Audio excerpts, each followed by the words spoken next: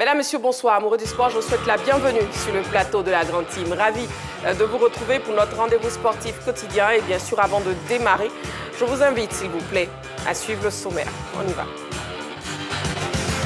La Grande Team vous propose ce soir le tour d'horizon de l'actualité sportive. C'est dans LGT News. Pro-ivoirien, Odilon Cossonu est-il revenu à son meilleur niveau? C'est la question LGT de ce soir et on en parle dans l'actu. Excellente soirée sportive en compagnie de Marie-Christine Begré et sa team.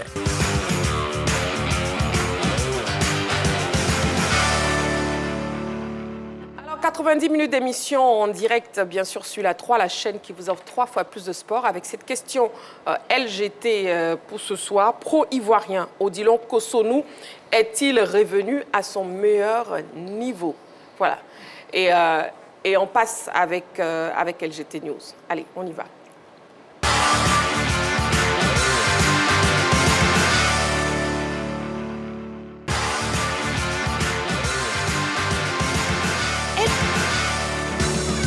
Football à présent avec le tournoi international du district autonome d'Abidjan.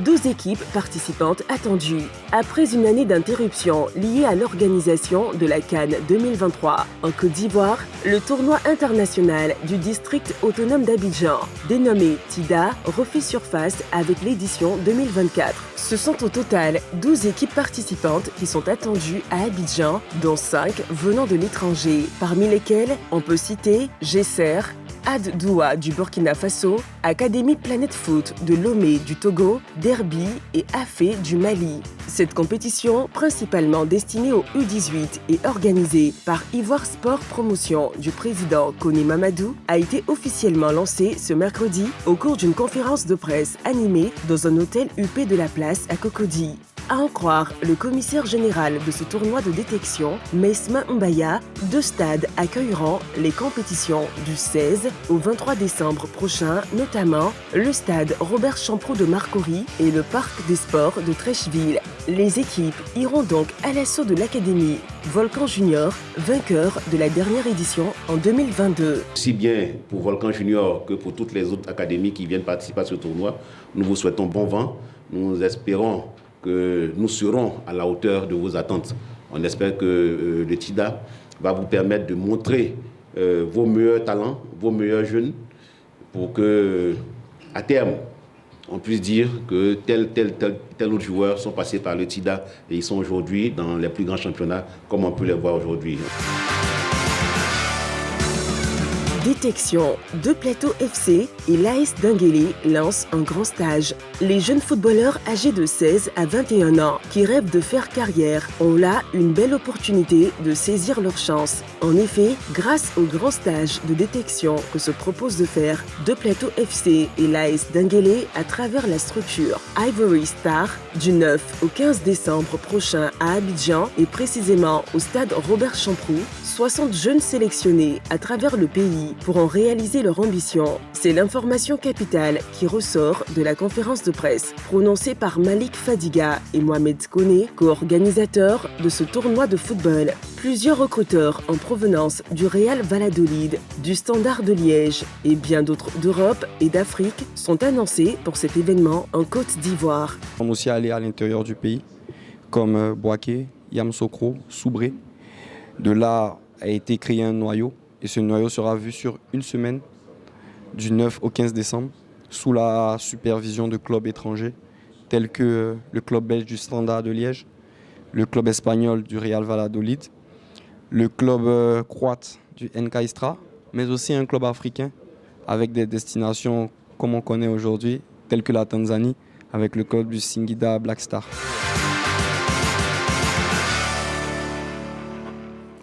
Voilà, nous sommes donc en direct sur la 3, la chaîne qui vous offre 3 fois plus de sport pour ces 90 minutes d'émission en votre compagnie, amoureux du sport, avec la question LGT que je vous redonne. Pro-ivoirien, Odilon Cossonu est-il revenu à son meilleur niveau? Ce sera donc dans l'actu de ce soir. Pour l'heure, nous passons au débrief des news parce que la team est en place et est bien en place. Nous aurons donc ce soir Dago Charles, bonsoir. Bonsoir Marie-Christine. Coach Alain, bonsoir. Bonsoir Marie-Christine. Et Roger Stéphane, bonsoir. Bonsoir Marie-Christine. Voilà, on commence donc le débrief des news avec Coach Alain. Avec vous, on parle du tournoi international du district autonome d'Abidjan. Effectivement, le TIDA, après une année d'interruption due à l'organisation de la CAN réussie ici en Côte d'Ivoire, le TIDA reprend à partir du 16 décembre jusqu'au 23 sur 2 stades. Le stade Robert Champoux et puis le Parc des Sports. Et là, cette année, il y aura 12 équipes. Il y aura 5 équipes qui sont venues de l'extérieur du pays, c'est-à-dire du Burkina, du Mali. Et surtout, on verra aussi des clubs ivoiriens qui vont participer, en l'occurrence le Sol FC, Zoma FC et puis le Volcan FC. Il faut dire que l'ancien vainqueur, le dernier vainqueur de ce tournoi-là, c'était Volcan FC. Donc voilà, on verra des pépites à partir de 18 ans. On espère bien qu'ils vont nous montrer ce qu'ils nous ont montré de bien en 2022. Voilà, donc le TIDA, le tournoi international du district autonome d'Abidjan, avec 12 équipes participantes attendues. Dago Charles. Oui, en tout cas, ça a été un plaisir pour moi de voir Mbaya Mespin, le commissaire général de ce tournoi. Et puis aussi également de revivre ce tournoi-là, parce que nous avons eu la chance quand même de côtoyer le président Godé Mamadou, président et véritable concepteur de ce tournoi-là à travers la ville d'Abidjan.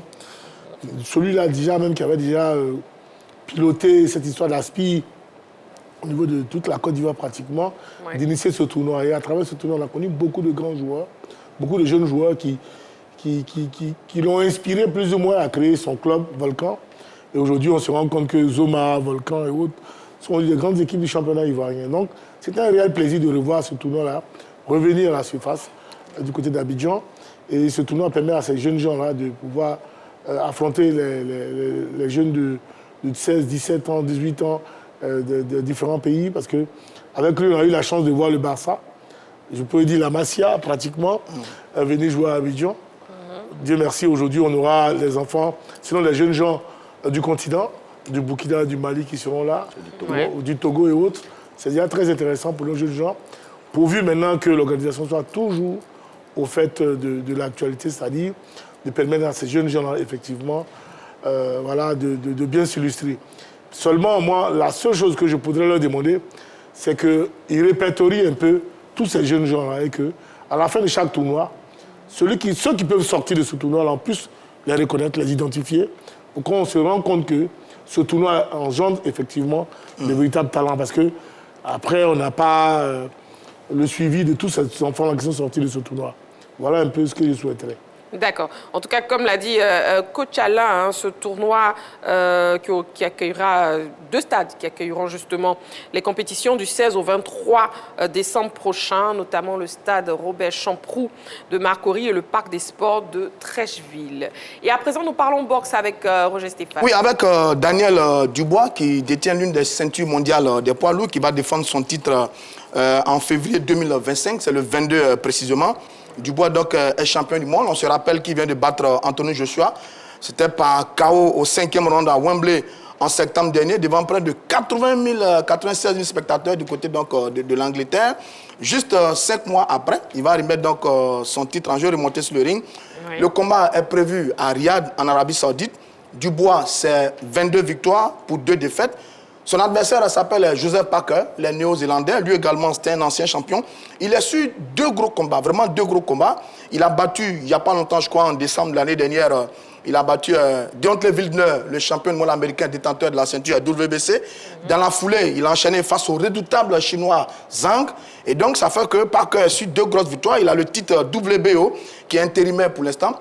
Et donc, on est parti pour assister à un très beau duel, mais entre 2 formidables boxeurs. Dubois, 27 ans, Parker, 32 ans.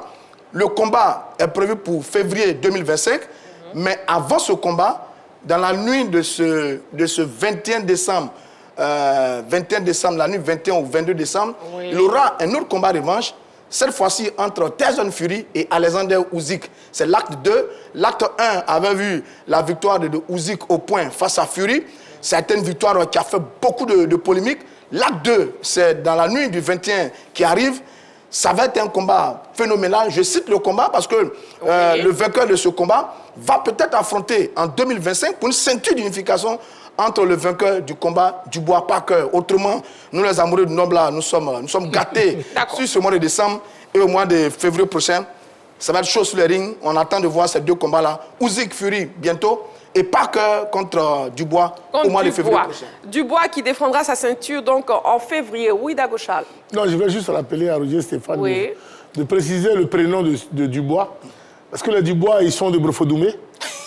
Et que, oui, mais j'en connais, ils sont de Brofodoumé.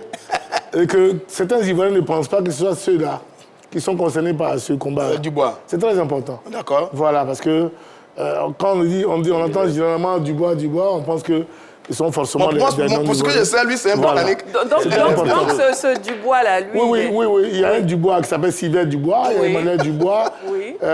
Voilà, ils sont de Brofodoumé, donc il est important que quand ils soulignent le nom Dubois... Daniel Dubois. Voilà, qu'ils disent Daniel Dubois, pour qu'on se rende compte que ce ne sont pas le Dubois de Brofodoumé. Non, c'est le Dubois de la Grande-Bretagne, il est britannique. Donc ce soir, c'est le Dubois de la Grande-Bretagne. Voilà, parce que Sylvain Dubois, c'est par exemple le mari de Léa Dubois. De Léa Dubois. Donc, très bien. Pas que les Dubois pensent que... on a compris.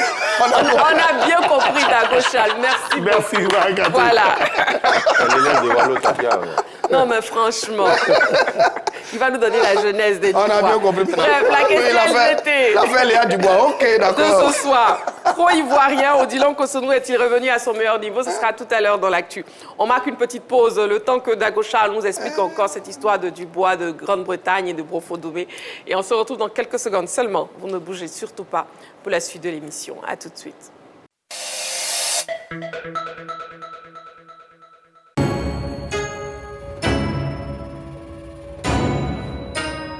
L'élite du football asiatique s'affronte sur les terrains. Imitation de réparation, la frappe et l'ouverture du score.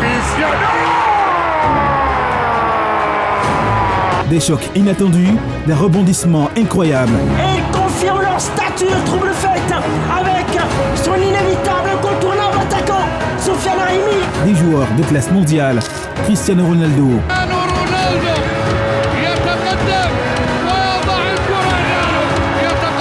Karim Benzema. Pour le 3-0 d'Al-Ittihad qui Wallon s'envole dans cette rencontre de plus en plus. Contre-pied parfait. Neymar Junior.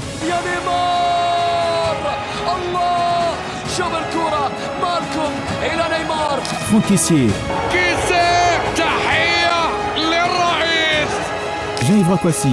C'est un véritable festival. Ah mais quel crochet. Là, le but est si facile que ça. Sadio Mané. C'est Sadio Mané, la reprise exceptionnelle. Et ben voilà, quelle horreur encore une fois en défense de un duel. Sadio Mané. Et bien d'autres. L'AFC Champions League Elite 2024-2025 et l'AFC Champions League 2 2024-2025, deux rendez-vous incontournables des amoureux du ballon rond. À suivre exclusivement sur la 3, du 16 septembre 2024 au 17 mai 2025. La 3, nous offrons 3 fois plus de sport.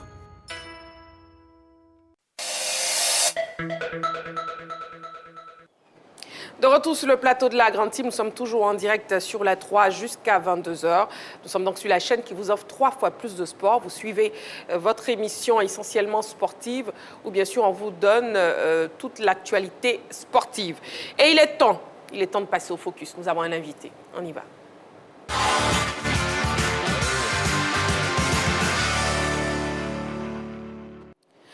Jeune footballeur ivoirien de 23 ans, Adama Fofana, passé le Danemark et la République tchèque, est champion de Lituanie avec son club.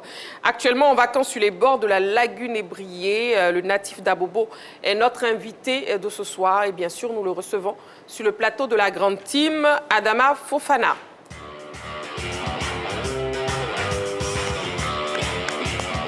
On vous laisse vous installer confortablement. Adama Fofana, footballeur professionnel ivoirien, champion de Lituanie. Bonsoir Adama.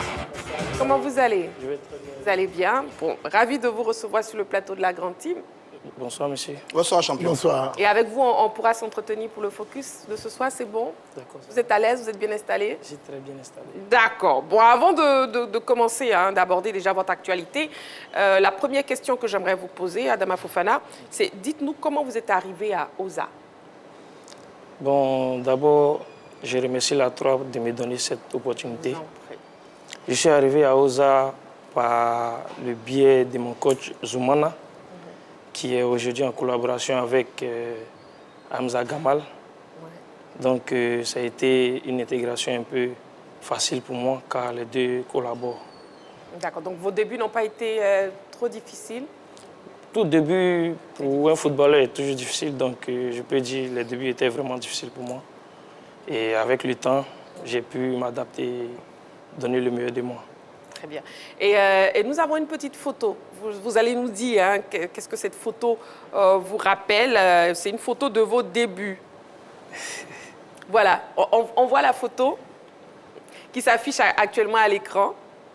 D'autres photos même de vos débuts.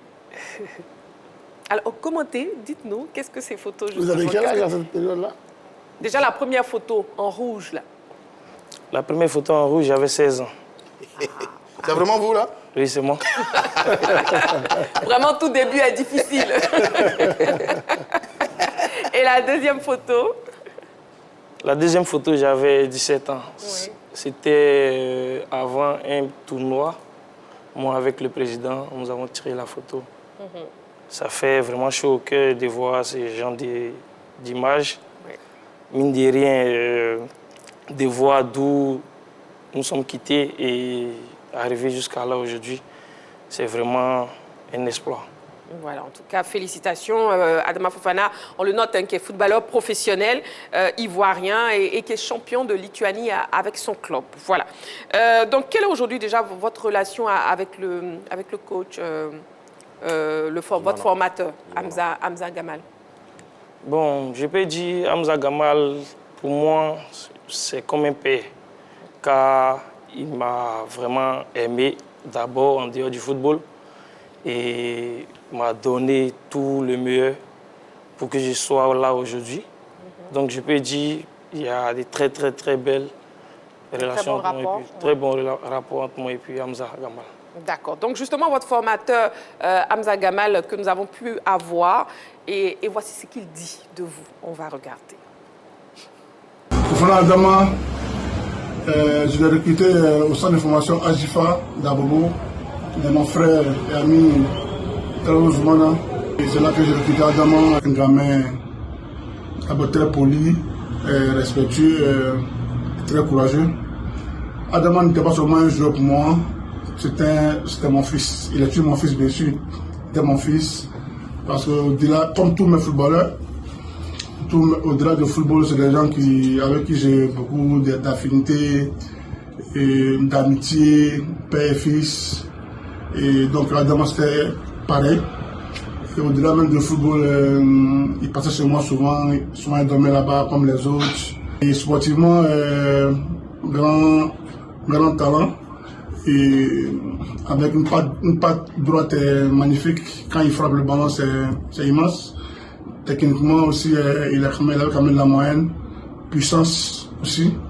Et aujourd'hui, il est professionnel, c'est quelque chose qui ne m'étonne pas. C'est le niveau qu'il a pour l'instant qui m'étonne un peu, mais il y a fois qu'il va franchir cette étape-là, aller de l'avant, montrer qu'il a été formé à l'école des champions, à l'école Habitat, et qui sera le footballeur dont il rêve, dont nous rêvons tous, et qui sera la fierté de tous, de toute la famille et de toute la Côte d'Ivoire. Donc mon fils, tu sais, je t'aime énormément. Bonne chance pour la suite. Voilà, c'est donc les propos de Hamza Gamal, président de FC Oza, votre formateur. Qu'est-ce que ça vous fait de l'entendre? Ça fait plaisir d'entendre ces mots venant de ton formateur et aussi de ton père. Ça fait énormément plaisir pour moi. Voilà. Oui, ça veut dire que Hamza Gamal, on ne le présente plus, hein, c'est vraiment l'un des meilleurs formateurs au plan national. Okay. Quel est le petit secret, le petit truc qu'il vous enseignait qui vous permet aujourd'hui d'évoluer du côté de l'Europe? Et deuxièmement, quand vous arriviez chez lui, est-ce que vous avez certain que vous allez réussir? D'abord, Oza, pour moi, c'est l'éducation. D'abord, parce que tout un footballeur doit être bien éduqué. Et pour moi, je crois que l'éducation est très favorable pour lui parce qu'il insiste dessus. Et aussi le travail. Il insiste beaucoup sur le travail. Donc, je me dis, si tu travailles et tu te donnes les moyens, tu peux arriver là où tu veux. Quand vous arrivez chez lui, vous savez que vous allez réussir? Ça allait marcher pour vous? Non, pas vraiment, parce qu'il y a plusieurs joueurs. Donc, si tu enlèves ton épingle du lot, tu seras parmi les meilleurs. Parmi les meilleurs. Ouais. Exactement. Oui, coach Alain, une question pour Adama Fofana. Je me rappelle de cette photo-là qu'il a tirée à Hamza à l'école Habitat où il avait porté le maillot jaune-vert. Voilà, cette photo-là, je me rappelle de cette photo parce qu'on avait été invité pour aller faire une détection pour Hamza pour un tournoi. C'est pendant cette compétition-là qu'il nous a tapé à l'œil et j'ai dit à Hamza de le suivre de près parce qu'il pourra un jour devenir celui qu'il est aujourd'hui. Il devait passer à Benjerville, il devait même faire une sélection avec Amara, s'il a bonne mémoire. Il avait été présélectionné, donc on le suit de près depuis longtemps. Depuis longtemps, vous le suivez de près. Merci beaucoup. Bonne chance. Merci beaucoup. Et justement, Adama Fofana, parlons de votre présent actuellement. Comment s'est établi le contact avec votre club actuel, le club lituanien? D'abord, avant d'aller en Lituanie, j'étais en République tchèque. Donc là-bas, j'ai fait une belle première partie de saison. Et c'est ce qui a incité le club à contacter mon agent pour que je sois aujourd'hui dans ce beau club. Dans ce club. Et parlez-nous de cette saison avec ce club. Pour moi, la saison s'est très bien passée parce que nous avons terminé champion. Oui. Et vraiment, je peux dire que la saison a été bénéfique pour moi en matière de stade et aussi en matière de jeu parce que j'ai énormément joué, donc je suis énormément fier de ma saison. Et j'espère aussi donner le meilleur de moi pour les prochaines saisons à venir. Et vous avez été adulé par les supporters. Vous êtes une star, une grande star du football actuellement en Lituanie. Comment vous vivez votre nouvelle vie de star? Star, je peux dire, c'est un peu trop dit parce que je rêve d'être une star, mais je pense que je ne suis pas encore une star parce que j'ai encore du chemin. Et je me dis, tant que tu fais des bonnes choses sur le terrain et que les supporters aiment ce que tu fais, ils sont toujours là pour te soutenir, ils sont toujours là pour t'encourager. Donc, je me dis, c'est ce qu'ils ont fait. Et ils m'encouragent, ils me donnent toutes les forces pour que je sois à mon top niveau. C'est bien. En tout cas, vous êtes très humble, vous avez la tête sur les épaules. Sinon, vous êtes une star en Lituanie. Mais je dis, avec le talent qu'on vous connaît, là, j'ai écouté Hamza tout à l'heure, avec coach Alain Nyonsua. Est-ce que la Lituanie n'est pas un échec plus ou moins pour un talent comme vous? Alors, c'est un tremplin pour rebondir ailleurs? Je peux dire que ce n'est pas un échec, c'est plus un tremplin parce que là, quand tu termines champion, vous avez la possibilité de jouer la qualification de la Champions League. Très bien. Et si vous terminez aussi deuxième et troisième, vous avez la possibilité de jouer la qualification de la Conference League. Donc je peux dire qu'il y a plusieurs portes de sortie à travers ce championnat. Très bien. Et est-ce que vous envisagez un départ lors du prochain mercato? Je suis toujours en contrat avec mon équipe. Il me reste encore une saison, donc je ne peux pas autoproclamer un autre club. Mais on ne sait jamais dans la vie. On comprend en tout cas. Oui, Dagocha, une question. Professionnel Lituanie, on gagne la Coupe d'Afrique à domicile. Je pense que tu y étais. Tu étais chez toi en Italie. Oui, j'étais chez moi, oui. Comment tu as vécu ça avec tes coéquipiers? D'abord, j'étais comme un supporter devant ma télévision parce que voir mes amis aussi jouer et être champion, vraiment, je ne les célébrais pas comme un footballeur, mais plutôt un supporter. Et Adama, vous avez 23 ans. Oui. Donc justement, il parlait de comment vous avez vécu la CAN et tout. Est-ce que vous seriez intéressé d'intégrer la sélection nationale? Est-ce que vous y pensez? J'y pense énormément parce que tout enfant rêve de jouer aujourd'hui pour son pays. Et quand tu es un footballeur de haut niveau, tu rêves d'être appelé par ton pays pour que tu puisses donner le meilleur de toi. Donc j'espère un jour être appelé par le sélectionneur FAMS pour me donner ma chance. Il y a les dangereux là-bas, les Guéla Doué, les mais lui aussi, c'est un dangereux. Mais lui aussi, c'est un dangereux. Vous avez des contacts avec FAE? Vous avez des contacts avec le coach? Non, pas du tout. Non, pas encore. Je pense qu'il y a quelque chose qu'Adama ne nous dit pas. Ah bon? Il est en Lituanie parce que c'est un tremplin. Il sait de quoi je parle, il a des touches un peu partout. Vous savez, les footballeurs sont beaucoup humbles, ils savent vraiment cacher le jeu. Mais dis-moi, tu es sûr qu'en U23, tu n'as pas été contacté? Non, pas du tout. OK. Donc voilà, il a répondu, il n'a pas encore été contacté. Voilà. Si vous nous prenez, nous sommes en direct sur la 3, c'est votre émission La Grande Team. Nous sommes au niveau du focus. Nous avons un invité sur ce plateau, Adama Fofana, footballeur professionnel ivoirien et aussi champion de Lituanie. Voilà. Bon, Adama, qu'est-ce Qu'est-ce que vous pouvez souhaiter pour votre suite? Qu'est-ce que vous souhaitez? D'abord, je dis merci. Encore merci à la 3 de me donner encore l'opportunité. Et aussi, je profite de ce plateau pour dire, dans la vie, il ne faut jamais perdre espoir parce que ma carrière a été énormément difficile. Et je ne vais pas le cacher, ça a été énormément difficile, surtout mes débuts. Voilà, donc je souhaite avoir la bénédiction de tout un chacun et aussi être aussi au top niveau. Et c'est ce qu'on vous souhaite. Voilà, que vos souhaits se réalisent et toutes nos prières vous accompagnent. Merci beaucoup. Merci à vous. Champion. Merci à vous d'avoir répondu à notre appel pour la grande team. Merci beaucoup, Adama Fofana. Instant pour saluer ma mère, que je l'aime vraiment beaucoup. Voilà. Je profite pour la saluer et merci à tous ceux qui me soutiennent de près et de loin. Pourquoi tu n'aimes pas saluer? Tu ne salues pas ton papa? Il a salué sa maman. Je demande pourquoi c'est pas son papa. Il a salué toute la famille. Il aime sa maman, c'est l'essentiel. Voilà, gros bisous à la maman d'Adama Fofana. Voilà, merci beaucoup. N'oublie toujours les pères. Vous faites pour lui. Bon, les pères, pouvez vous calmer. Papa, on souffre. Voilà, vous faites bien. Vous faites très bien, en tout cas. Allez, merci Adama. Merci beaucoup. Merci beaucoup. Non, vous restez, on vous garde encore quelques secondes. N'oubliez pas, tout à l'heure, on aura l'actu de ce soir avec la question LGT. Pro-ivoirien, Odilon Kosonou est-il revenu à son meilleur niveau? Et pour participer à l'émission, vous avez bien sûr 2 canaux pour nous joindre, à savoir le téléphone de la 3 dont le numéro est le 27 21 59 93 99, précédé de l'indicatif plus 225 si vous nous appelez hors des frontières de la Côte d'Ivoire, soit la page Facebook de la 3.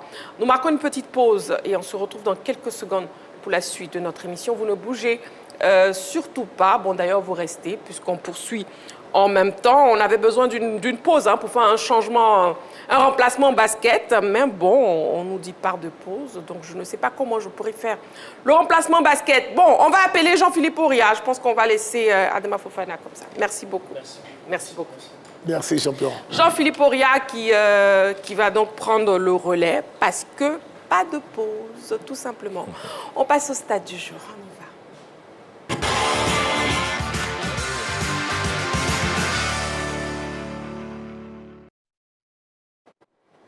Voilà, pour les stades du jour, ce soir, 10.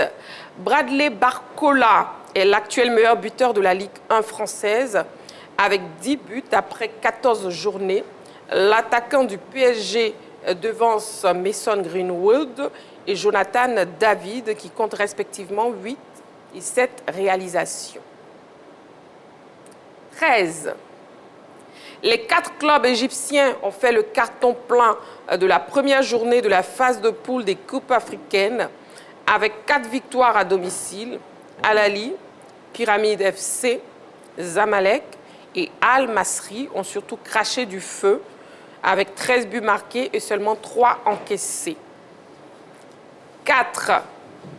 Max Verstappen a remporté dimanche son 4e titre de champion du monde de Formule 1, le 4e consécutif. Le pilote néerlandais rejoint au palmarès le français Alain Prost et l'allemand Sébastien Vettel.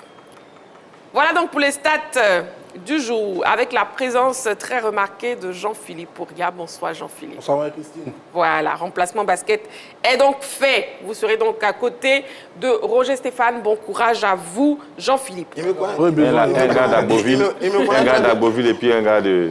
Non, s'il vous plaît. D'Abobo. Il me connaît très bien. La maîtrise des émotions sera totale en fait. Il me connaît très bien. Aboville en Ligue 2, non? Oui, oui.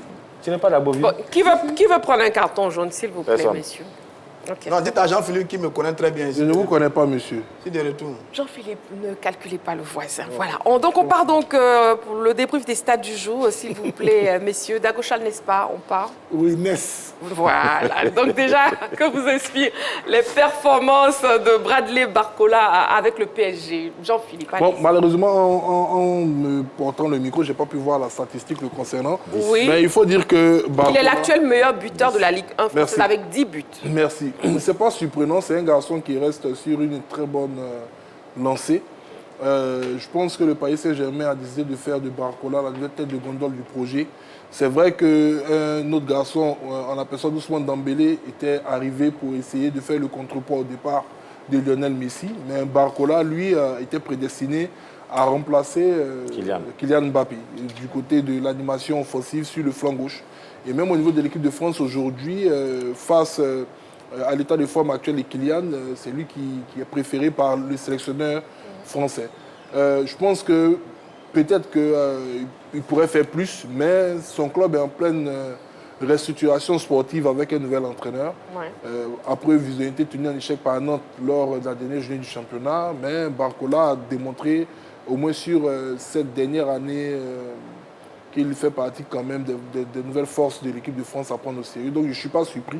Il est d'une formation dominante et généralement le meilleur buteur championnat de France vient du Paris Saint-Germain, qui est encore leader. Donc il reste dans les mêmes standards du club. Voilà. Et puis, comment vous expliquez, coach Alain, la forme des clubs égyptiens en ce début de la phase de poule de Coupe d'Afrique? Tout le monde l'avait dit ici. Hein. Vous savez que tous ceux qui se déplacent, qui vont en Égypte, chacun prend son baluchon, il prend son carton et puis il revient. Mais ce n'est pas surprenant parce qu'ils ont quand même cette manière de préparer toutes leurs équipes. Ils élèvent le niveau. Aujourd'hui, tout le monde a gagné les premiers matchs de la phase aller de la Ligue des Champions. Tout le monde a marqué au moins 3 buts. Donc c'est déjà pas mal. Ils recrutent les meilleurs joueurs, ils recrutent les meilleurs entraîneurs. Ils ont de très bons centres de formation. Donc c'est pas étonnant, puisque la sélection elle-même, elle est pas mal. Aujourd'hui, l'Égypte a le meilleur club champion d'Afrique. Donc les autres, où il y a des mécènes, c'est normal que les gars, ça marche sur de l'or. Ben, franchement, les clubs égyptiens, Dagocha l'expliquez-nous, ils sont pratiquement injouables à domicile. C'est le meilleur championnat africain.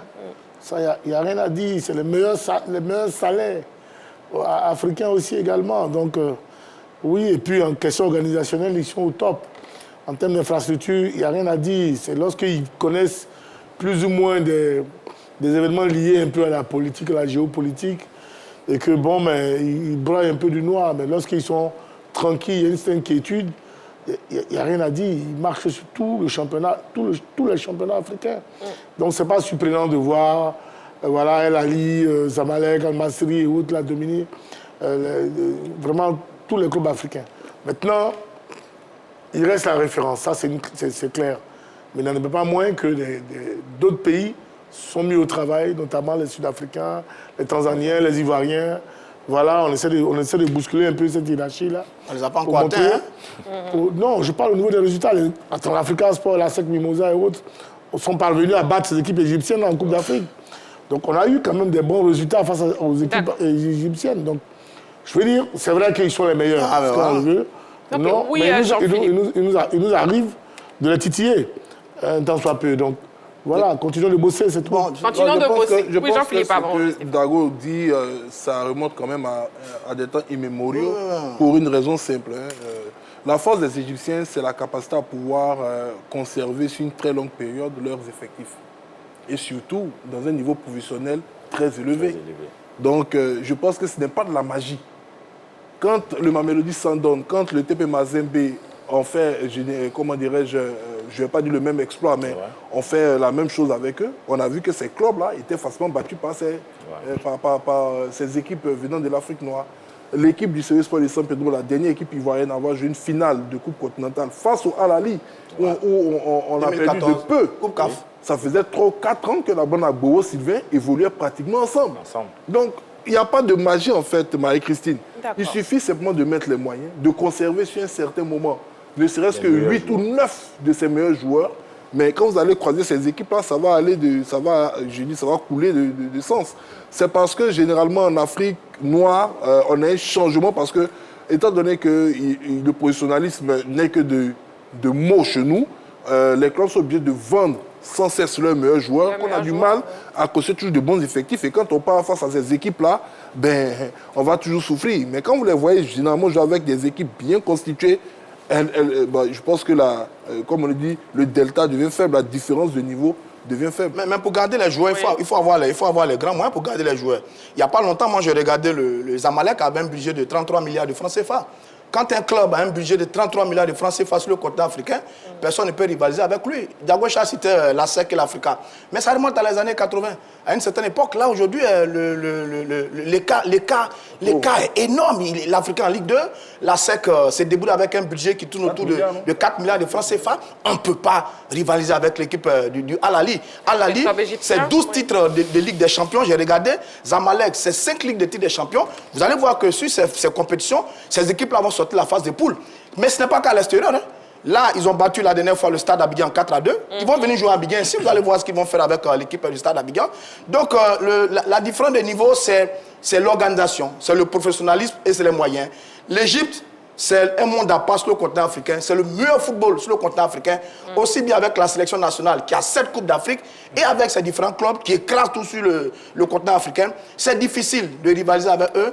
Il va falloir que les autres pays, notamment chez nous, on travaille beaucoup pour pouvoir atteindre le niveau du Al-Ali. C'est une autre dimension. C'est bien compris. On a Max Verstappen qui entre la légende de la F1 avec ce 4e titre. Jean-Philippe. Oui, Verstappen remporte un 4e titre. C'est vrai que ce n'est pas le pilote le plus aimé du paddock pour son attitude, mais ce n'est pas également le premier champion du monde, entre guillemets, qui est, je ne vais pas dire détesté, mais qui n'a pas, je dirais, l'amour de l'ensemble de ses collègues. Voilà. On en a connu avec Alain Prost à l'époque, le français, dans son duel avec Ayrton Senna. Il y en a eu plusieurs comme ça. Il se rapproche quand même des plus grands. C'est vrai qu'il rejoint un garçon comme Vettel au palmarès. Alain Prost également, qui a 4 titres de champion du monde. Il aura l'opportunité, pourquoi pas, de se détacher l'année prochaine, même si déjà dans les annonces concernant la F1, il est dit que l'écurie dominante l'année prochaine sera Ferrari, qui a recruté Lewis Hamilton, qui aura l'opportunité, si tout se passe bien, de devenir, je dirais, le pilote le plus titré de manière contestée. Lui trône avec 7 titres aux côtés de Michael Schumacher. Mais Sébastien, et comme il s'appelle Verstappen, oui. Pardon. C'était un autre grand champion qui me passait par la tête, Sébastien Loeb, mais c'est une autre...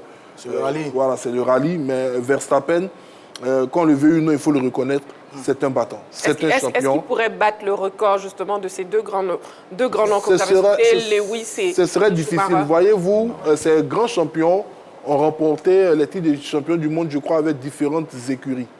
Mais vous avez le jeune Hamilton qui est passé, je crois, déjà avant par McLaren, avec l'écurie avec laquelle il était champion du monde, avant de passer du côté de Mercedes, où il a connu des moments de gloire extraordinaires. Vous avez également Schumacher qui était dans une première écurie avant de se retrouver à Ferrari. Verstappen, aujourd'hui, il est à Red Bull. Red Bull qui a dominé parce que sur ces 4 dernières années, Red Bull avait une motorisation faite par Honda. Honda qui est... Jean-Philippe, vous faites la publicité. Hein. Non, c'est pas de la publicité, c'est la motorisation. C'est le titre, c'est le nom des écuries. C'est le nom des écuries. McLaren, Red Bull, Ferrari, c'est le nom des écuries. Voilà, c'est vrai qu'on peut coller des produits, mais c'est le nom des écuries. Mais d'ailleurs, la facture va arriver. Voilà, la facture arrivera. C'est-à-dire qu'ils ont une motorisation. Après, bon, ils auront plus le contrat avec je dirais, la structure qui les motorisait. Ils ont recruté les différents ingénieurs. Sauf qu'en F1, vous ne pouvez pas avoir une domination totale sur plusieurs saisons parce qu'on essaie d'adapter les règles pour avoir plus de concurrence et autres. Et il se trouve que les règles qui ont permis à Red Bull de pouvoir dominer ont changé. D'accord. Et pour l'instant, c'est Ferrari qui semble. Mais comme il est le meilleur, il est évident qu'une écurie va aller chercher le meilleur pour l'avoir avec elle. Donc, il est toujours bien parti. Il a 27 ans. Il a 4 titres de champion. Il a raflé les 4 derniers titres de champion. Devant lui, on a 2 personnes. On a Hamilton et Schumacher qui sont à 7 titres de champion. J'ai vu les chiffres. Hamilton il a 201 podiums avec 105 victoires. Schumacher il a 105 podiums avec 91 victoires. L'autre, Verstappen en ce moment, il a 208 coups, 112 podiums. Merci beaucoup, Roger Stéphane. Nous sommes en direct sur la 3, amoureux du sport. C'est toujours un plaisir d'être en votre compagnie avec les membres de la team. Dago Charles, ça va? Ça va. D'accord, très bien. On peut passer à l'actu? Ben, si tu veux bien. Je veux très bien. Donc, on y va. Allez, l'actu.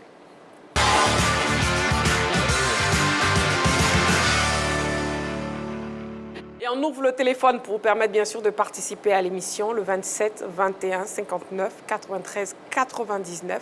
La question LGT pro-ivoirien, Odilon Cossonu est-il revenu à son meilleur niveau? Prêté à l'Atalanta Bergame par le Bayer Leverkusen, le défenseur ivoirien Odilon Cossonu retrouve des couleurs en Italie. On en parle bien sûr sur ce plateau. Mais avant, regardons cet élément préparé par la rédaction. On y va. Odilon Cossonu reverdit à Bergame. Poussé vers la sortie par le Bayer Leverkusen, le défenseur ivoirien a dû quitter la Bundesliga dans les dernières heures du mercato pour se relancer du côté de la Serie A en rejoignant l'Atalanta sous la forme d'un prêt avec option d'achat. Ce n'est qu'un mois plus tard, soit le 24 septembre, qu'il joue son premier match avec les Nerazzurri face à Vambre. Il entre de plus en plus dans les plans de l'entraîneur Gian Piera Gasperini et engrange de la confiance. Avec l'Atalanta, il compte 10 matchs, dont 7 titularisations, toutes compétitions confondues, vers les sommets. Dimanche dernier, titularisé dans le duel contre l'AS Roma de son compatriote Evan Ndika, il a présenté une nouvelle copie convaincante, participant à la victoire de l'Atalanta qui se hisse à la seconde place de la Serie A derrière Naples. Vainqueur de la CAN 2015 avec les éléphants, Odilon Cossonu retrouve des couleurs en Italie et s'impose désormais comme une option crédible pour le sélectionneur Emers Faé. Odilon Cossonu est-il revenu à son meilleur niveau? C'est la question LGT de ce soir. Mais avant d'entamer notre discussion, voyons l'affiche et les performances de Cossonu avec l'Atalanta cette saison. Le défenseur des éléphants de Côte d'Ivoire, il est né le 4 janvier 2001 à Abidjan, évidemment la nationalité ivoirienne. Il joue défenseur central, capable également de jouer défenseur latéral. Ses clubs précédents sont l'équipe de Amarby, le club Bruges du côté de la Belgique. Ensuite, il fait une bonne partie de carrière du côté du Bayer Leverkusen, même si c'est un peu mal fini vers la fin. Ensuite, il est prêté à l'Atalanta Bergame du côté de l'Italie. Pour la sélection, il a 25 sélections, 0 but. Son palmarès, il est vainqueur de la CAN 2025. Non, attention, CAN 2023, ils ont mis CAN 2023. Bon, c'est CAN 2023, on m'a dit jouer en 2024. Il est champion de Belgique 2020-2021. Oui. Il est vainqueur de la Super Coupe de Belgique en 2021. Il est champion d'Allemagne avec Leverkusen en 2024. Vainqueur de la Coupe d'Allemagne également avec cette équipe de Leverkusen. Et puis vainqueur de la Super Coupe d'Allemagne avec Leverkusen. Il a perdu la Super Coupe d'Europe, je crois. Pour ses performances cette saison avec l'Atalanta Bergame, c'est 10 matchs, 7 titularisations, 0 but, 2 passes décisives, 1 carton jaune et 0 carton rouge. Voilà les chiffres de Odilon Cossonu. Voilà, c'est donc l'affiche et les performances d'Odilon Cossonu. On part donc à la question LGT. Odilon Cossonu est-il revenu à son meilleur niveau? Messieurs, s'il vous plaît, à vos panneaux, un oui ou un non. Et bien sûr, vous pourrez argumenter. C'est un non pour Dago Charles. C'est un non pour tout le monde, à l'exception de Roger Stéphane qui nous donne un oui. Dago Charles, on vous écoute, s'il vous plaît. Non, moi, je dis non parce que c'est un garçon que j'ai suivi du côté de la Belgique. On était à Bruges. On se souvient encore de ce match phénoménal qu'il a livré face au Paris Saint-Germain, où il a été monstrueux. Et donc, de ce côté, il a joué pratiquement tous les matchs de son club, tous les matchs de la Ligue des Champions. Pareil du côté de Bayern de Munich, Bayern Leverkusen. Et donc, pour moi, sur 10 matchs, il jouait 7 matchs titulaires. Ça veut dire qu'il est progressivement entré dans l'équipe. Et donc, il a encore un champ d'action. Il a encore toute la latitude devant lui de pouvoir prouver que, voilà, il a, comment je pourrais dire, une marge de progression, pardon, devant lui, pour pouvoir devenir ce grand Cossonu Odilon qu'on attend. Parce que c'est vrai qu'il joue dans le championnat, aujourd'hui, le championnat italien, qui est un championnat très élevé, mais qui malheureusement n'est pas ce championnat aujourd'hui qui est vraiment sur le podium aujourd'hui. Parce que celui qui est sur le podium aujourd'hui, le championnat anglais, le championnat espagnol, je crois, et puis on a le championnat allemand. Et donc, quand tu joues en Italie, c'est vrai, c'est un super championnat. Atlanta, c'est un grand club. Mais question performance, pour moi, je pense qu'il a encore beaucoup à démontrer. Même s'il est sur une très belle pente, je pense qu'il a encore beaucoup à démontrer. Il est encore sur une belle pente. Et donc, non, je pense qu'il n'a pas encore atteint la meilleure de ses formes. Il a encore du progrès à faire. Parce qu'il faut reconnaître quand même que, même en sélection, ça sera difficile encore pour lui. Parce que voilà, la compétition au niveau de la sélection, ce sera aussi difficile. Pour vous, Odilon Cossonu n'est pas encore revenu à son meilleur niveau? Non, il n'est pas encore revenu à son meilleur niveau. Très bien, Dago Charles. Ce qui n'est pas le cas pour Roger. Non, j'ai dit que mon oui était un encouragement. Est-ce qu'il est totalement au top? Ce n'est pas tout à fait juste parce qu'à Leverkusen, à un moment, il était vraiment au sommet à Leverkusen, dans la défense à 3, avec Ta et Tapsoba, le Burkinabé. Vraiment, Cossonu, il était vraiment au top. Malheureusement, il a perdu cette place de titulaire. Il a été l'un des héros de la Coupe d'Afrique des Nations de football, un joueur que Faye Metz a formidablement utilisé pour gagner cette Coupe d'Afrique. Et puis après, il a perdu sa place de titulaire du côté de Leverkusen. La fin était vraiment difficile. Il ne jouait plus, barré par le trio défensif du côté de Leverkusen.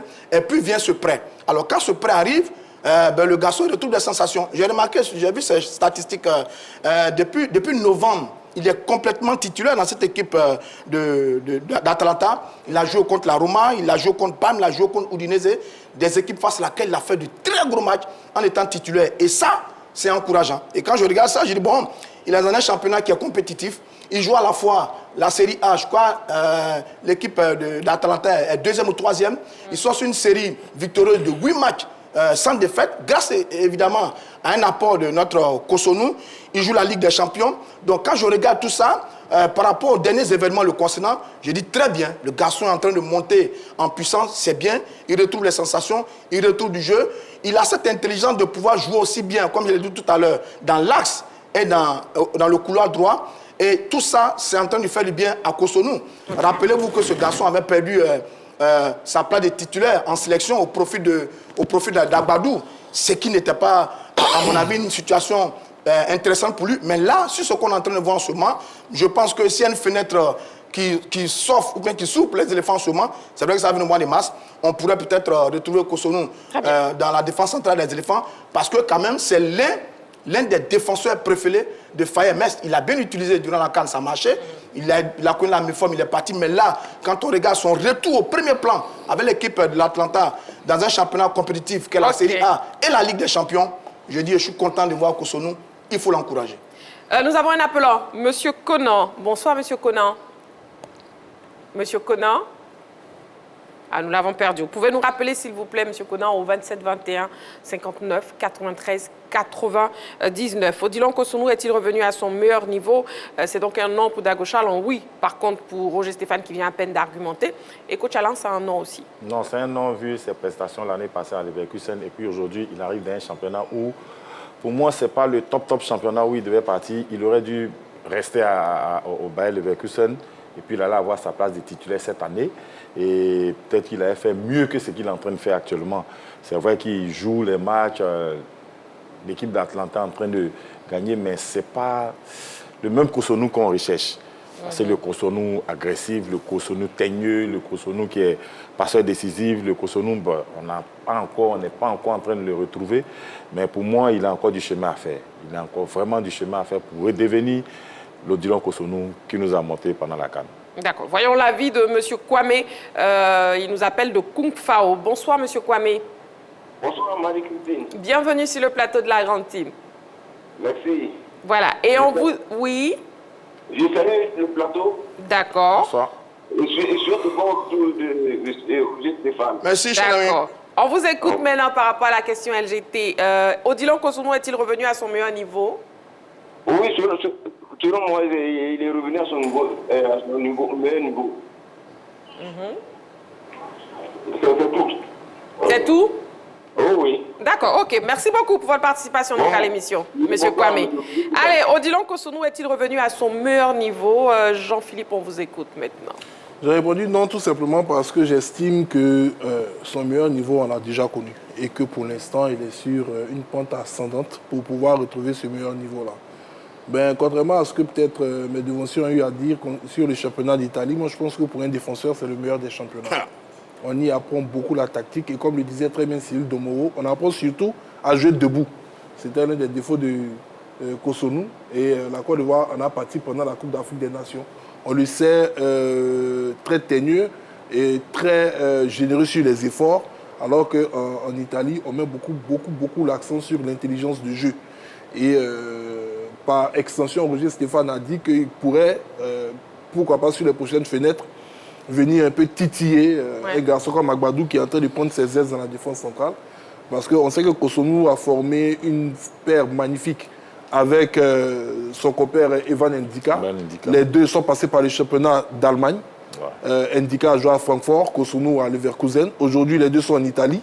L'un à l'AS Roma, l'autre est du côté de l'Atalanta Bergame. Ça contribue à leur évolution avec leur âge, dans leur qualité défensive.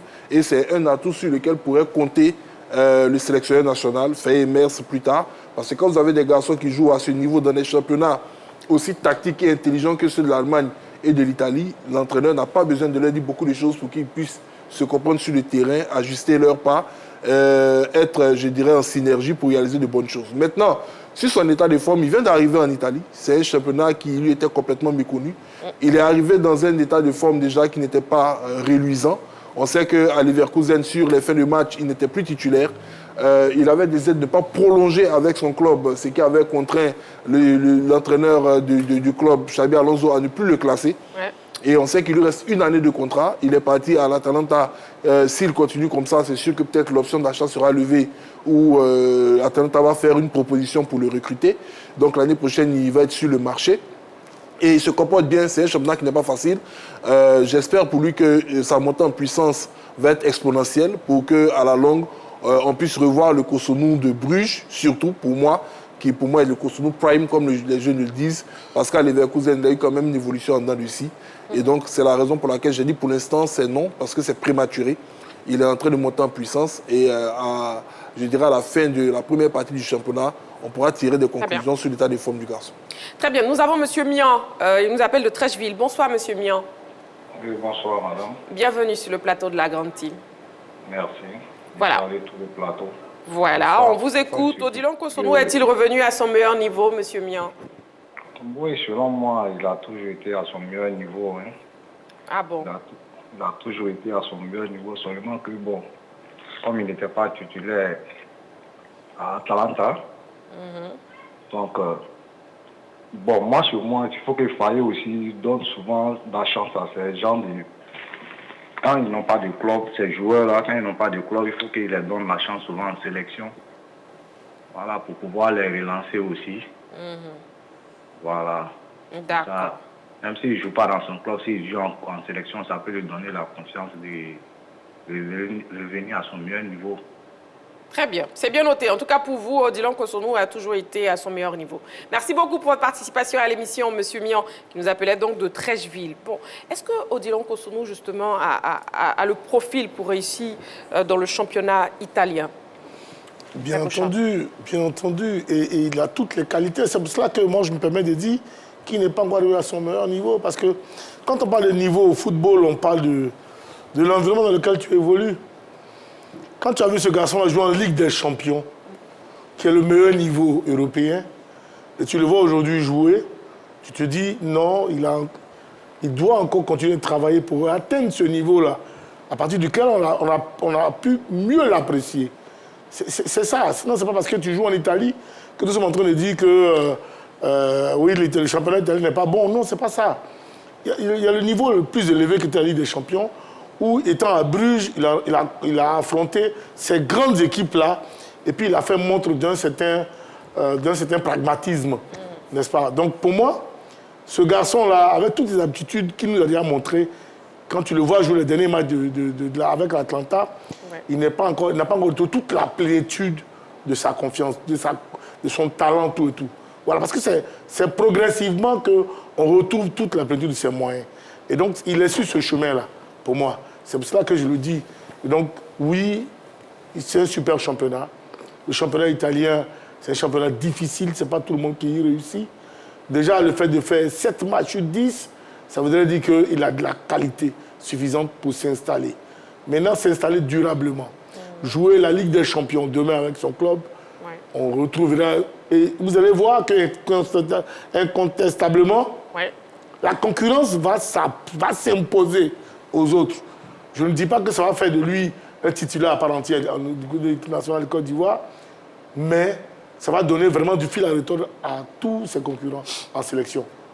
Donc en tout cas, vous êtes optimiste pour la suite de saison? Ça, je ne doute même pas à ce niveau-là. Il a toutes les qualités, il est jeune, il n'a pas encore atteint l'âge d'or du footballeur.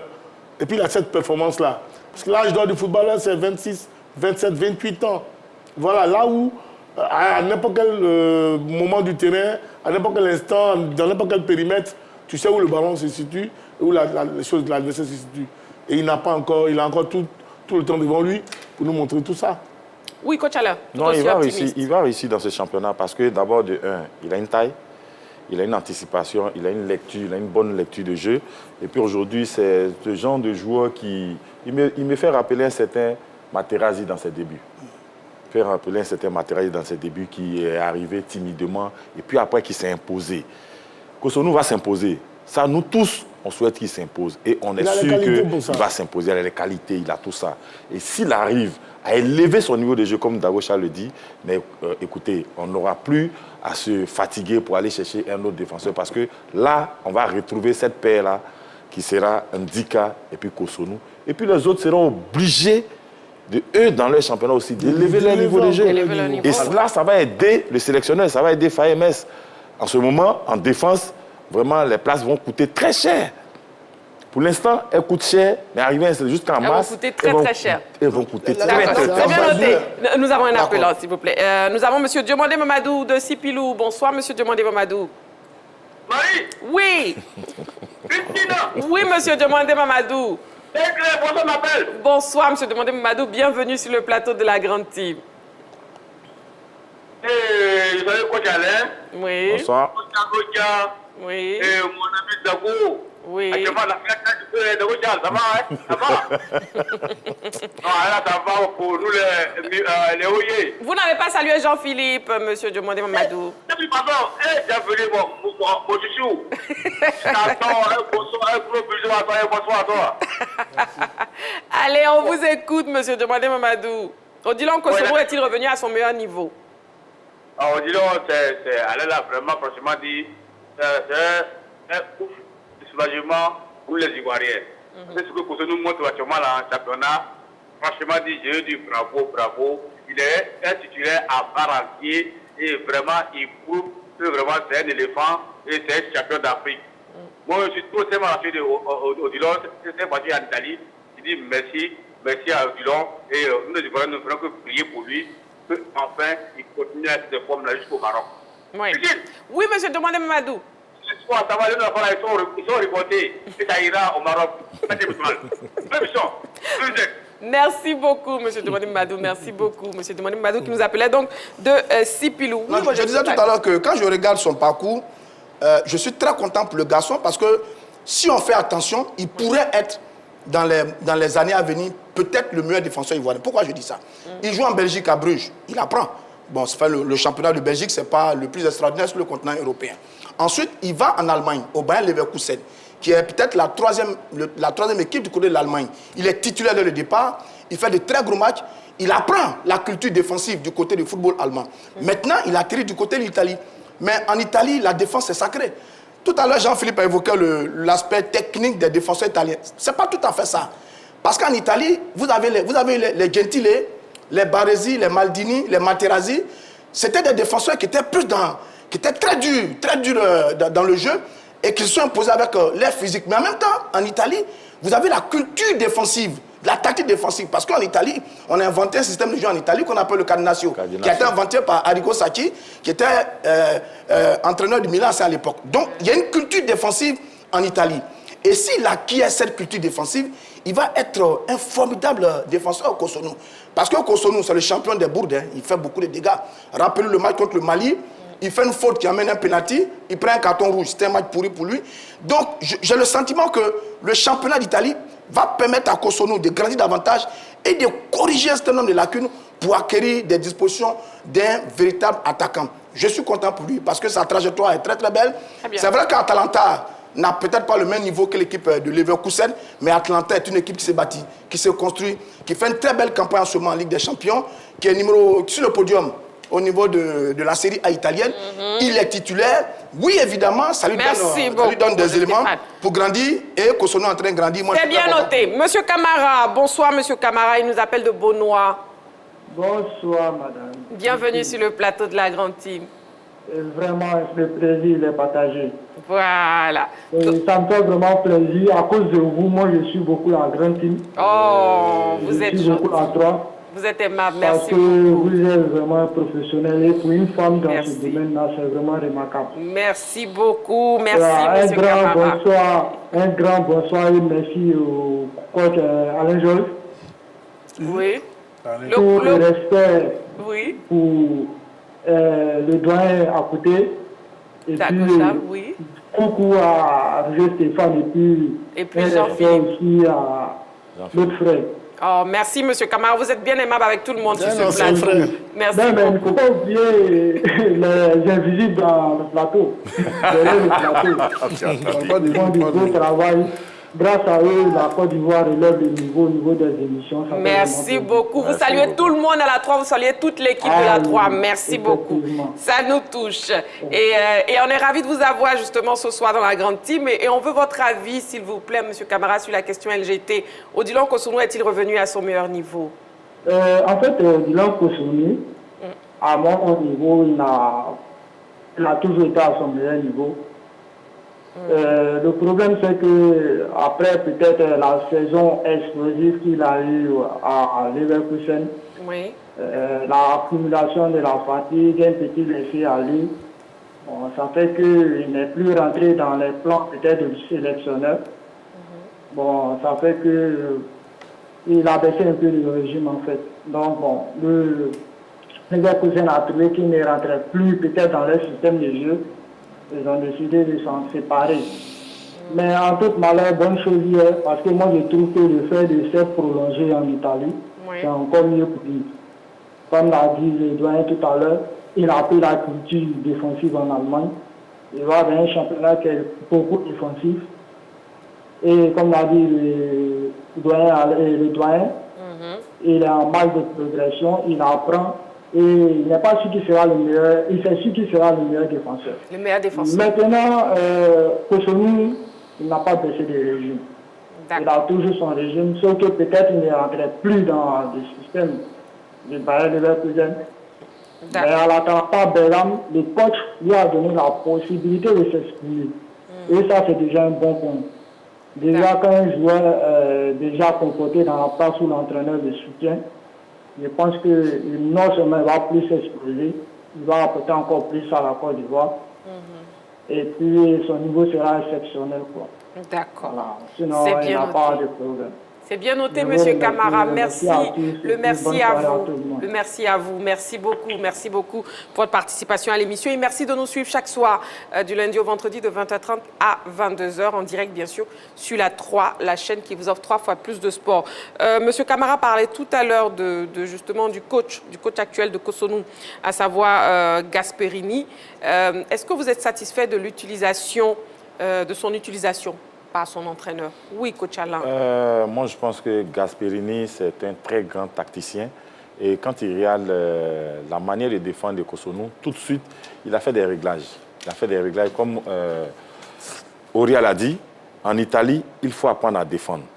En Italie, on défend debout. Et avec Gasperini, je pense que Cossonu a compris beaucoup de choses. Il a compris qu'on anticipe, on n'agresse pas n'importe comment en défense. Il faut faire de l'agression un peu canalisée. Et puis, il faut défendre debout. Il faut savoir à quel moment on attaque. Il faut surtout anticiper. Parce qu'il a compris quelque chose. Et il a retenu ce que Gasperini lui a demandé. C'est de pouvoir couper la trajectoire des avant-centres et puis anticiper tout de suite sur les ailiers. En tout cas, bravo à cet entraîneur-là. Je suis sûr que Cossonu va devenir un grand. Oui, Jean-Philippe. Moi, je voudrais noter qu'au-delà même je dirais, de la progression que nous voyons du côté de Cossonu. J'ai entendu ça et là quand même un discours de régression en quittant Leverkusen pour aller à l'Atalanta. Je ne le pense pas. Pour diverses raisons. Je pense que Leverkusen a perdu la finale de l'Europa League. C'était face à qui? À l'Atalanta. Voilà. Donc, c'est d'ailleurs la première équipe à avoir battu. Avec Lookman. C'était d'ailleurs la première équipe à avoir battu les Leverkusen sur toute l'année. Donc, il quitte son club qui était vaincu pour aller chez le vainqueur de la Coupe d'Europe qui a battu son club. Et on dit non, c'est une régression. Non, pour moi, ce n'est pas une régression du tout. Et puis l'Atalanta Bergame, c'est quand même, de par ma mémoire, le club italien le plus ivoirien. Oui. Parce que l'Atalanta Bergame, c'est d'abord l'ancien club de Canon Wilfried, de Kessié Franck, de Taoré Ahmed Junior, Boga Jérémy y est passé. Aujourd'hui, on a Odilon Kosonou, même Ahmad, je crois, avait commencé là-bas. Voilà, il y a tellement de joueurs ivoiriens qui sont dans ce club, donc ils connaissent, ils ont la philosophie du footballeur ivoirien. Et quand je cite les noms de ces garçons, on se rend compte que tous, ils ont progressé après leur passage dans ce club-là. Donc, c'est un élément qui compte également pour les équipes, l'historique avec des joueurs. Et donc, pour moi, il est dans l'environnement propice pour pouvoir atteindre ses objectifs. Et je pense que c'est un élément qui a dû compter dans son choix de rejoindre ce club-là. D'accord. Nous avons un appelant, M. Kofi Célestin. Il nous appelle de Koumassi. Bonsoir, M. Kofi. Bonsoir, Marie. Christine. Christine, voilà. Voilà. D'ancien Koumassi. Allez. D'ancien Koumassi. D'ancien Koumassi, d'accord. C'est bien noté, M. Kofi. Bienvenue sur le plateau de la Grande Team. Dans la région de Bengami. Ok. Ah, d'accord. Ah, d'accord, ok. C'est pas du tout à Koumassi. Donc, c'est d'ancien Koumassi à Bongwanou. Non. C'est ça. C'est ça? C'est ça? Non, c'est nous.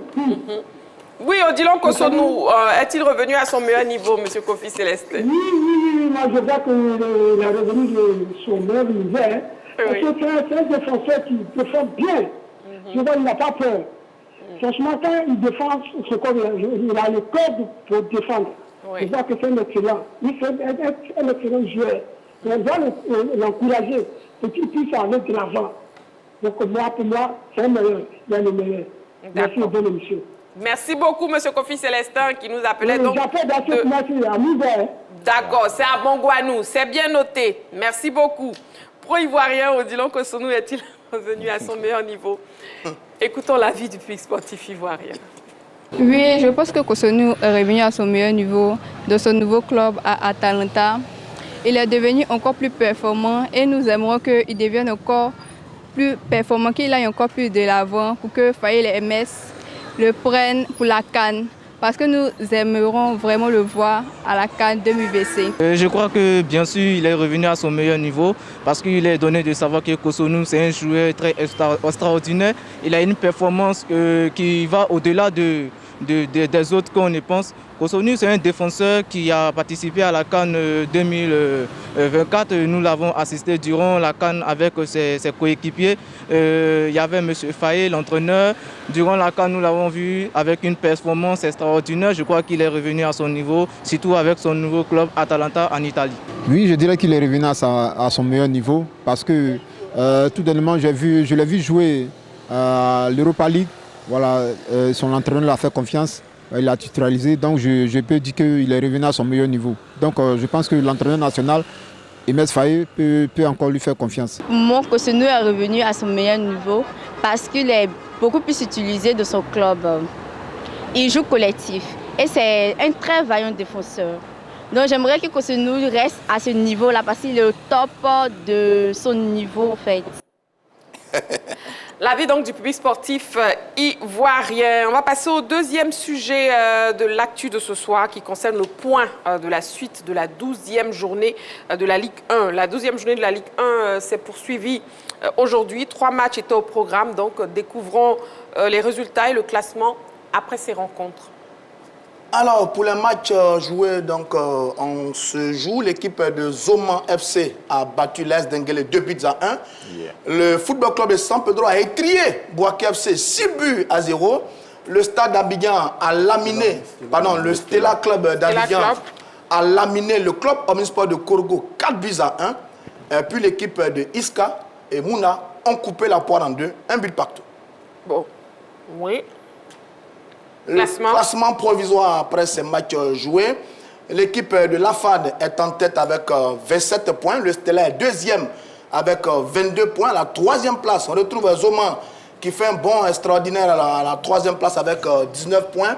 Dans le bas du tableau, Oza est 14e avec 10 points. Le club Omnisport de Korogo occupe la 15e place avec 8 points, si je vois bien. Oui. Et puis le Racing Club d'Abidjan, oulala, c'est la surprise de ce championnat. Le Racing Club est 16e avec 6 petits points. Bon, messieurs, est-ce que le Stella Club, on peut dire, est-ce qu'il commence à faire peur dans ce championnat, suivant de près le leader, hein, l'AFAD, Dagocha? Écoutez, ce n'est que la première partie du championnat. En général, moi, je me prononce sur la deuxième partie parce qu'il y a une certaine gestion après de l'Intertoto. Sinon, voilà, du Mercato, pardon, qui fait qu'on peut se projeter sur la fin du championnat. C'est vrai, ils sont deuxièmes du championnat. C'est le Stella Club d'Adjamé. C'est quand même un des grands clubs de football ivoirien. Ce n'est pas un petit nom quand même. Donc, les trouver deuxième aujourd'hui, c'est une très bonne chose. Ça, il faut le souligner. Maintenant, on dit que le Stella Club d'Abidjan, d'Adjamé, Renel Sessans, qui devient un grand club comme hier. Non, ça a été toujours un tour fait. Ça a été toujours un tour fait et je suis convaincu qu'à la fin de la saison, ils ne seront pas sur le podium. Mais de là où viennent quand même, ils étaient dans la deuxième moitié du tableau, hein, si je ne m'abuse. Avant que je ne parte en congé, ils étaient dans la deuxième moitié du tableau. Mais c'est un championnat. Là, ils sont deuxièmes avec 4 victoires sur les 6 derniers matchs. Bon, c'est pas mal quand même hein, pour l'équipe du Stella Club. Oui, coach Alain, allez-y. Écoutez, moi je pense que le Stella, pour l'instant, ils sont deuxièmes, c'est pas mal. Attendons le résultat des autres équipes. Il y a le Stade qui n'a pas encore joué, il y a la SEC qui n'a pas encore joué, il y a Ozark qui n'a pas encore joué. Donc attendons de voir les autres équipes jouer. Mais c'est déjà un bon point, c'est déjà 3 points qu'ils prennent. Ils ont gagné le CO Korogo qui est dans le dur 4-1. Vraiment, quand on regarde ces classements-là, on a l'impression que le CO Cative va allègrement vers la Ligue 2. En tout cas, c'est très difficile, un début très difficile pour CO Korogo, Jean-Philippe. Mais eux, chaque année, c'est pareil. Hein. Donc on peut dire qu'ils retombent dans ces travers. Ouais. Soit ils arrivent grâce à une certaine aide, soit miraculeusement à se maintenir en Ligue 1. Ouais. Une année, ils devaient partir en Ligue 2. Il y a eu...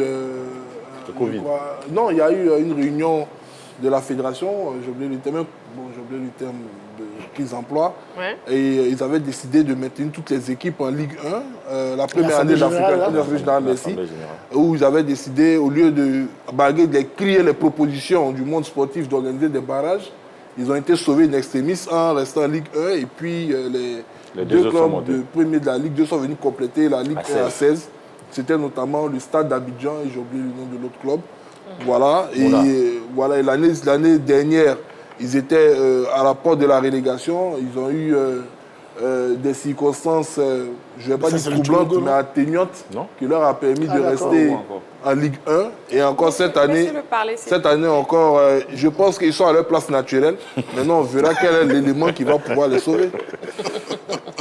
D'accord, bon. C'est les arguments de Jean-Philippe. Nous sentions sa chute.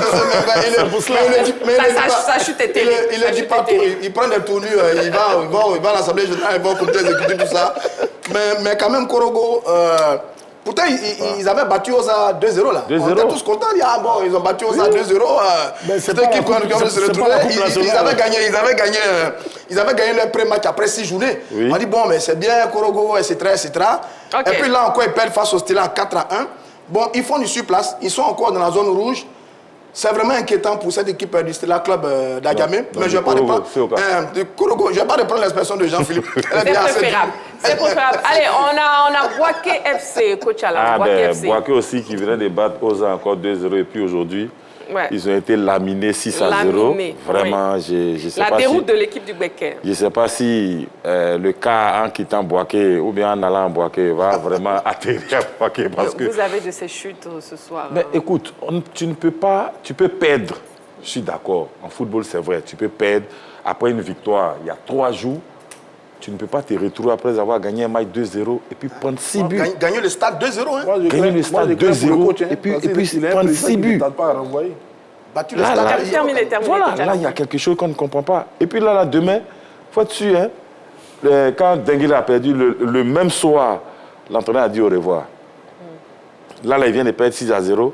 Est-ce qu'il n'est pas sur une pente déjà? 6-0. 6-0. Est-ce qu'il n'est pas déjà même sur la route même d'être limogé? Parce que, attention, hein, le président est capable de dire des rester à Abidjan. Ah bon, hein? Oui, il faut s'attendre à tout. Dago Charles, oui.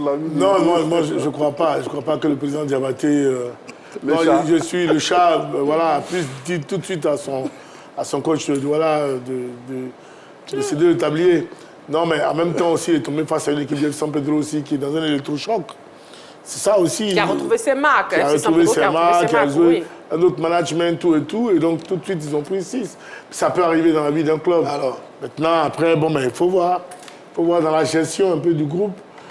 Ce qui est intéressant, ce que moi je reproche souvent à certains dirigeants, c'est qu'ils ne savent pas quand même se poser des questions, des vraies questions, lorsque leurs différentes équipes connaissent des débâcles. Parce qu'à un moment donné, il faut pouvoir se poser des questions, savoir qu'est-ce qui n'a pas marché.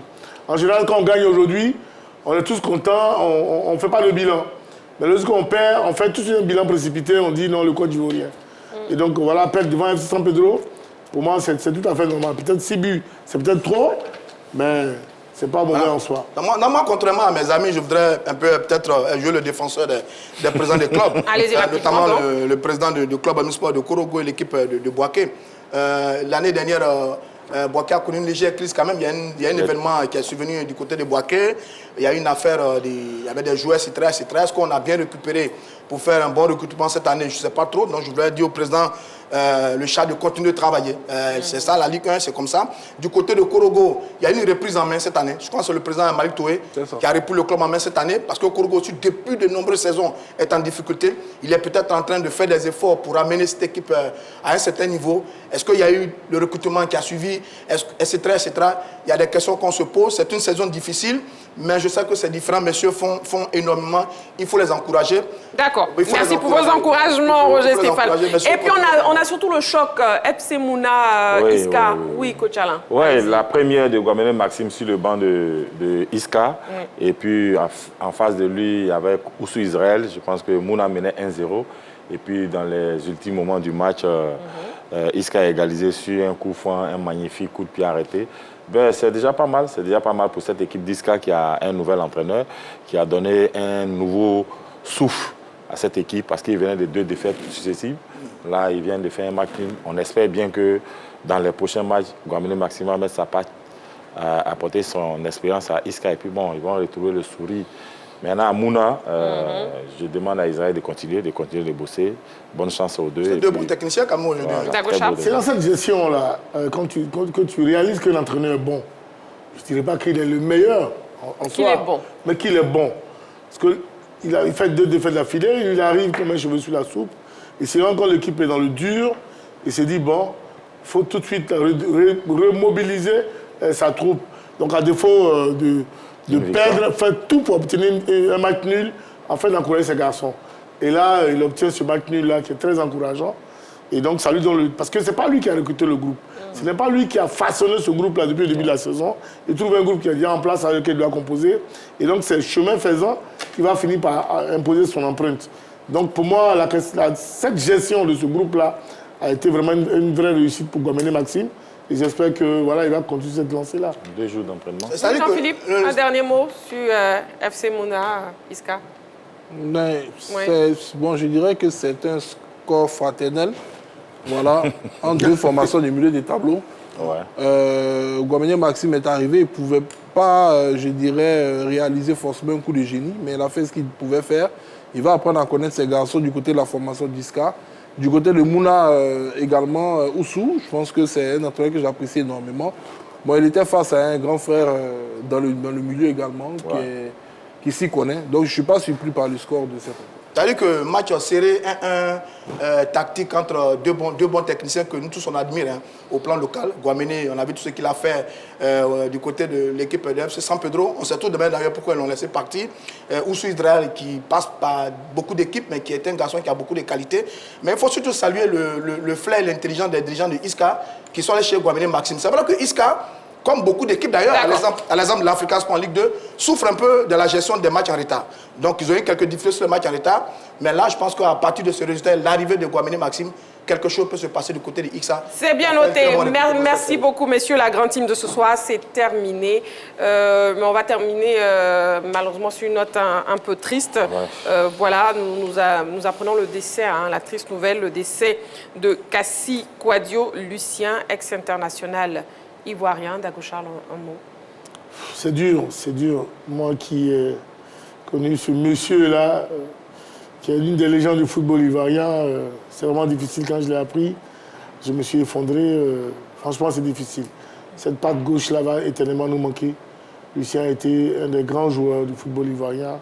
Celui-là, lorsque j'étais à l'Africa Sport, quand il était dans le dur du côté de la SEC, il voulait tout faire venir à l'Africa. On se disait, non, Lucien, tu es une légende, une mémoire de la SEC. Tu ne dois pas venir à l'Africa. Il est venu quand même avec nous. Aujourd'hui, apprendre comme ça que Lucien est parti, c'est difficile. C'est difficile. C'est vraiment difficile. Il y a quoi, toute la famille. Et elle est née à Vincent, à son grand frère Vincent Guadio, qui était un grand aussi du Stade d'Abidjan, à toute la famille du Stade d'Abidjan surtout. Et puis bon, à Ojo Onyen, à Boulaye Traoré, à tous ses grands frères de la SEC Mimosa. Paix à son âme et nous y reviendrons dans les autres éditions de la Grande Team. Voilà, on se retrouve demain en direct 20h30. D'ici là, prenez soin de vous et n'oubliez pas, faites toujours du sport.